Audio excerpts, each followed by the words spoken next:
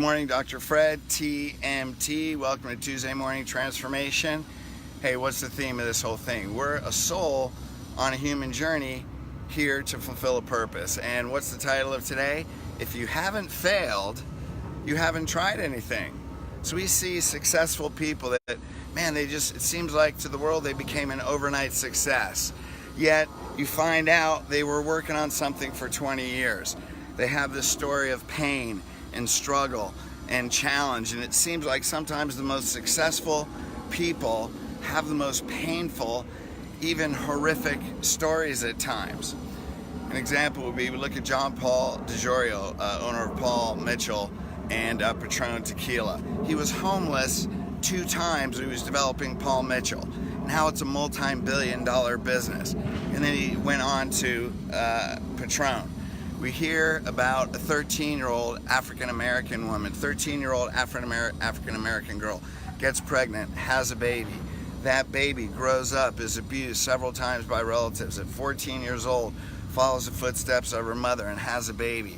That baby is stillborn, has to live on her own to get away from the abuse. Wants to do all these things, told her, you're not smart enough, you're not good enough, you're not talented enough. We all know that's the story of Oprah Winfrey, who is now one of the most influential women of all time. So what's that really say? That people that don't fulfill their purpose, they don't value the struggle, they don't value the lessons, they're stopped by the challenges. Because how does a person grow up given everything and yet they're in rehab? Another person gets everything, parents get them everything, and they take that and get launched. How does a person have so much pain and struggle in their life and then they do great things while other people with pain and struggle in their life have excuses? Because the people that succeed, they have a hunger. They have a hunger for this purpose. And that hunger is in their body, because purpose is something you feel. It's not something you think. It's something you feel from the depths of your soul that drives you. And God doesn't call the qualified, He qualifies the called. What's that mean? God doesn't call the most talented. What He does is He calls the most committed and the most faithful. How does an Olympic athlete win a gold medal by 1/100th of a second? Is that talent?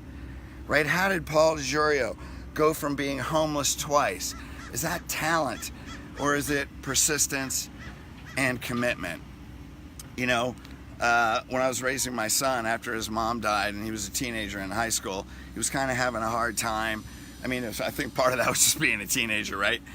And so I'm like, you know what? We lived in this white-collar area, and this school had all the drug problems. The kids were driving to school in BMWs and Mercedes, yet there was drug problems throughout the whole school. So I said, okay, go live with your sister. I had a sister who was 10 years older, and she lived in a more blue-collar area. And it was funny because we go out to dinner every week, and I would see him, and he would say, the school in the blue-collar area didn't have near the drug problems because kids had to work. And he saw that as fascinating. He never realized that, right? So his kids, you know, they'd have his friends, you know, they'd have all surround sound and their video games, and I wouldn't give him all that stuff because I made him work.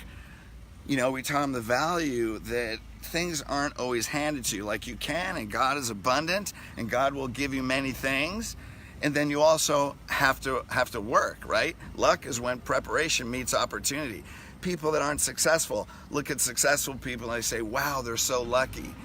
Yet you hear their stories of pain. You hear their stories of struggle. Right? So I would teach him, you have to work. And he would go, you know, well, I don't want to work. So he would get stuff from his friends, and I would just watch how he would get things.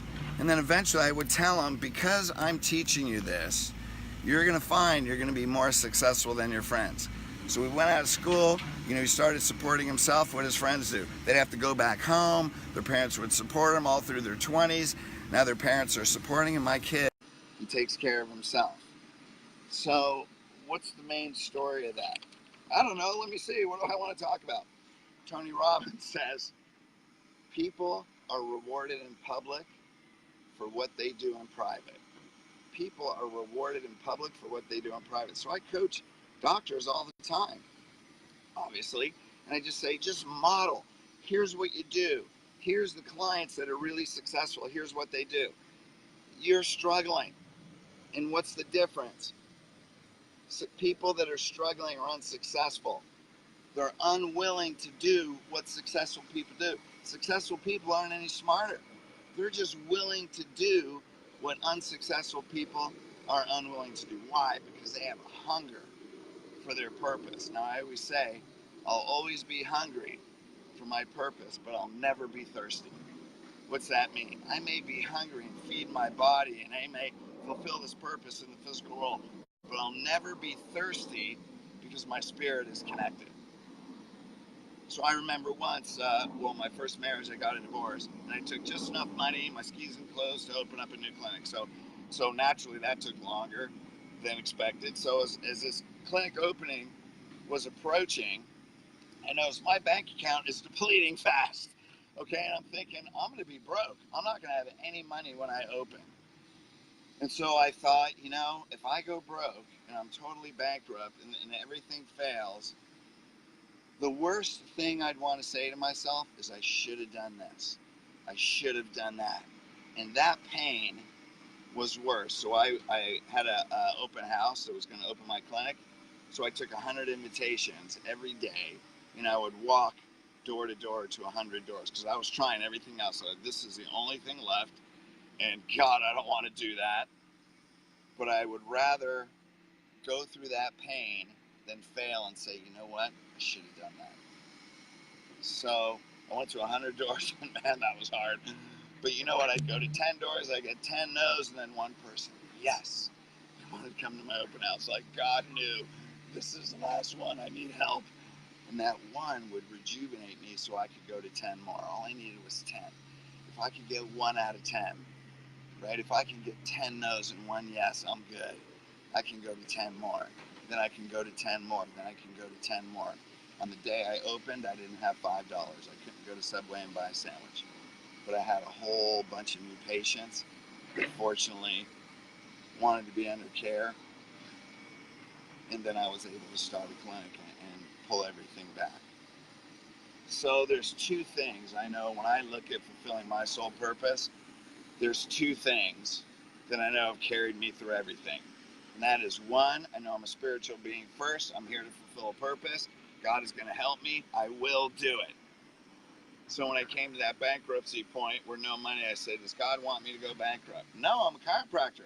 I'm taking care of his children, right? It's not going to happen, so I'm going to do what it takes. That's it. The next thing was this most important tool right here.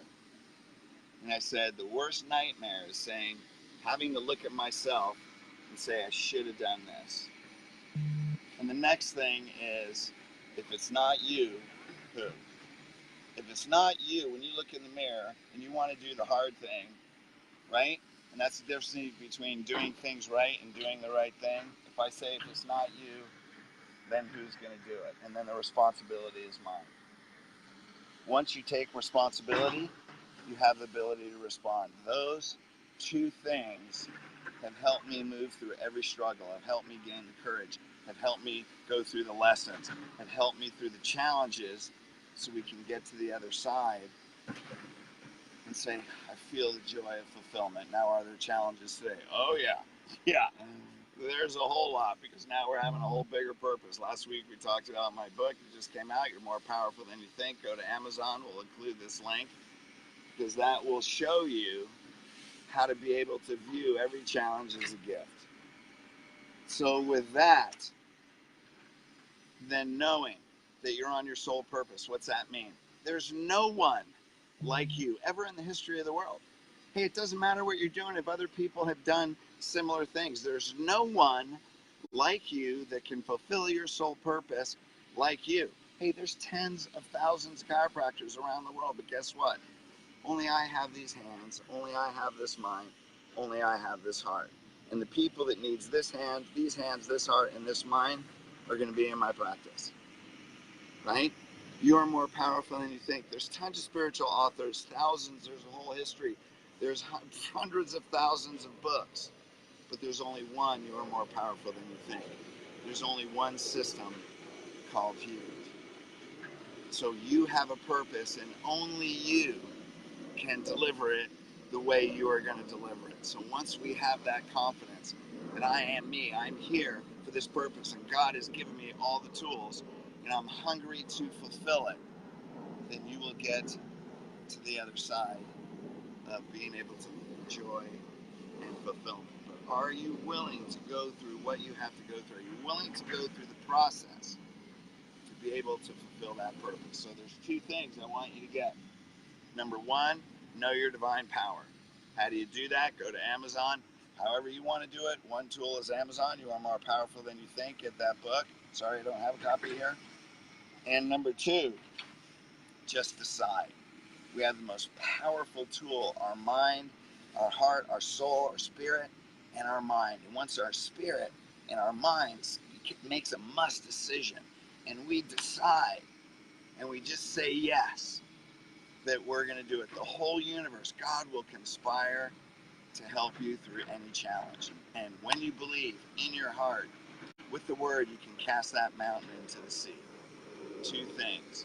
Connect with your divine power and make a decision. My question for you is, why is right now the time you're going to decide to do what it takes and fulfill your vision? Okay, you guys, I'd love to see you next week.